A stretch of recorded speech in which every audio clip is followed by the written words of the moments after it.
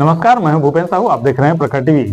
प्रखर टीवी धमतरी एवं जिले की सभी खबरों को आप तक पहुंचाता है। तो इस वक्त की क्या खास खबर है, आइए जानते हैं। छत्तीसगढ़ के नए शिक्षा मंत्री गजेंद्र यादव मंगलवार को धमतरी पहुंचे। सबसे पहले वे विंध्यवासिनी मंदिर पहुंचे, जहां पर उन्होंने अपनी मन्नत के अनुसार से नारियल भेंट की। आपको बता दें कि विधायक रहने के दौरान गजेंद्र यादव जब विंध्यवासिनी मंदिर पहुंचे थे, तब वहां के मुख्य पुजारी ने उन्हें आशीर्वाद देते हुए कहा था कि आप मंत्री बनोगे और शिक्षा मंत्री ही बनोगे। उन्होंने कहा कि यह बात सफल हुई तो उन्होंने अपनी कुलदेवी के रूप में मानने वाले विंध्यवासिनी मंदिर पर पहुंचकर मत्था टेका। उन्होंने बताया कि यहाँ धमतरी से पुराना रिश्ता है। उनके पिता बिसराराम यादव आरएसएस के प्रमुख में से एक थे।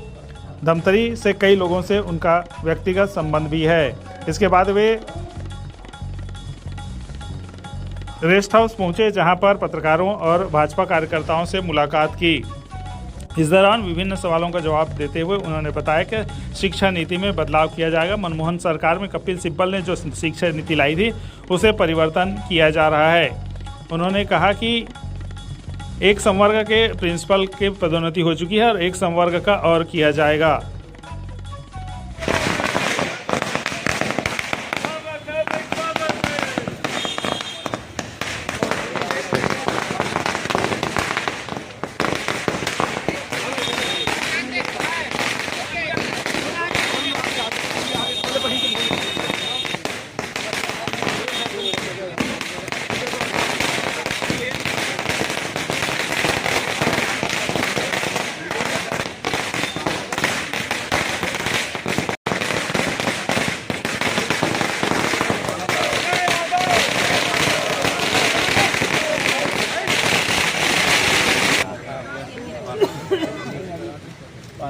ऐसे फैल लो एक साथ।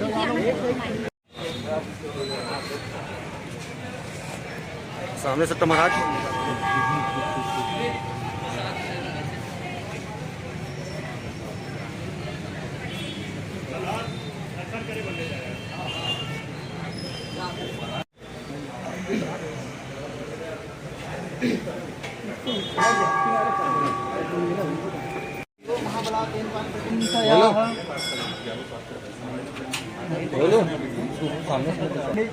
छत्तीसगढ़ धमतरी जिला अंतर्गत धमतरी महाविंध्यवासिनी मंदिर प्रांगणे महाविंध्यवासिनी सम्मुखे महामंगल प्रस्मासे भाद्रपद मासे शुक्ल पक्षे दशमी तिथ्यां मंगलवासरे भगवती कृपा प्राप्त्यर्थम सकल मनोकामना से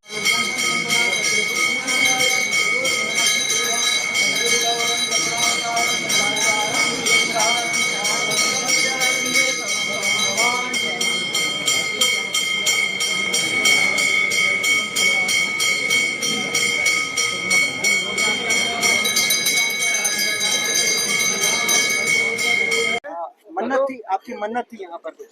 मन्नत नहीं है, हम लोग तो यादव हैं। माँ विंध्यवासिनी हम लोग की कुल देवी है, इष्ट देवी है।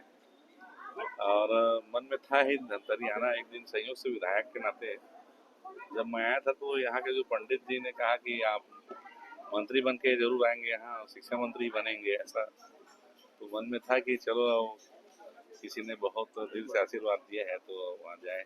2000 से ज्यादा नारियल चढ़ा। वो श्रद्धा भक्ति है, तो उसको तो अपन माई को किसी भी भेंट से हम तोड़ नहीं सकते। अपनी अपनी आस्था है, श्रद्धा है, उसके अनुरूप हम लोग दर्शन करें। 25 साल हो गए राज्य को बने, शिक्षा व्यवस्था के लिए क्या योजना है आपकी छत्तीसगढ़ में? देखिए, मैं बहुत स्पष्ट कह रहा हूँ। आप 25 साल में जो बोल रहे हैं कि जो पिछले जो राज्य बनने के बाद जो डॉक्टर मनमोहन सिंह की सरकार आई, मनमोहन सिंह की सरकार में जो कपिल सिब्बल जी ने जो बहुत सारे नए नियम लाए, जो बच्चों को परीक्षा नहीं लेना और बहुत सारे नियम थे, उन सारे नियमों को अभी माननीय विष्णुदेव साय जी के आने के बाद हम लोग उसको चेंज कर रहे हैं। 5वीं 8वीं परीक्षाएं बंद हो गई थी, अब ट्यूशन चालू कर रहे हैं।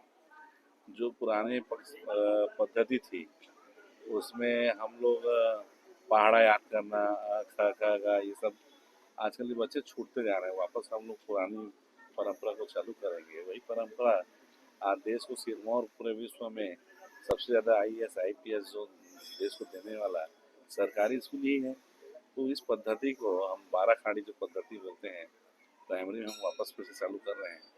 रहा सवाल शिक्षकों की भर्ती का, तो माननीय मुख्यमंत्री जी ने तो तय ही कर दिया है, जहाँ से शिक्षकों की कमी है सब जगह पे विषयवार हम शिक्षक भर्ती भी करेंगे। और अभी हमने एक बड़ा काम किया, 13 साल में पहली बार टी संवर्ग के हमारे 1222 शिक्षक जो पदोन्नति के इंतजार करते रहे, उनको माननीय विष्णुदेव साय जी के निर्देश पे हमने मंत्रिमंडल पहला साइन मैंने 1222 शिक्षकों को पदोन्नत आदेश प्रिंसिपल बनाया है। और बहुत जल्द चूंकि कोर्ट का मामला है, माननीय न्यायालय निर्णय आने के बाद ई संवर्ग के भी सारे शिक्षकों को हम पदोन्नत करेंगे। छत्तीसगढ़ के पाठ्यक्रम को बहुत पिछड़ा कहा जाता है, क्या इसे एनसीईआरटी या सीएसईबी लेवल में ले जाना जरूरी समझते हैं? देखिए, छत्तीसगढ़ का पाठ्यक्रम वो लेवल तो नहीं बोल सकते, लेकिन ये जरूरी है कि चूंकि राष्ट्रीय शिक्षा नीति बन गई है, एनसीईआरटी की बुक सारे स्कूलों में चले, उससे 2 लाभ होगा। पूरे देश में एकरूपता रहेगी, और जो यहाँ निजी विद्यालय के लोग जो निजी राइटरों से जो बुक लेते हैं काफ़ी महंगी होती है, उनके एक बुक की कीमत में एक पूरा पाठ्यक्रम का पुस्तक आ सकता है क्लास का।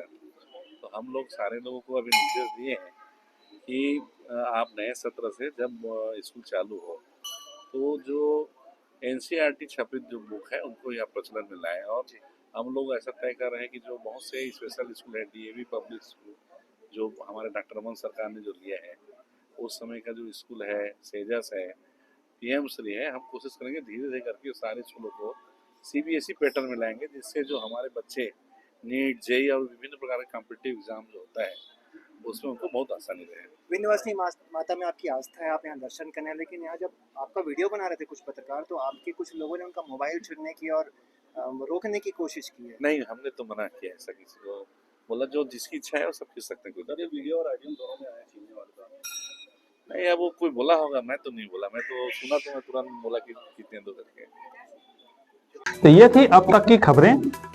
अन्य खबरों के लिए प्रखर टीवी के संग बने रहिए। बहुत जल्द मिलते हैं।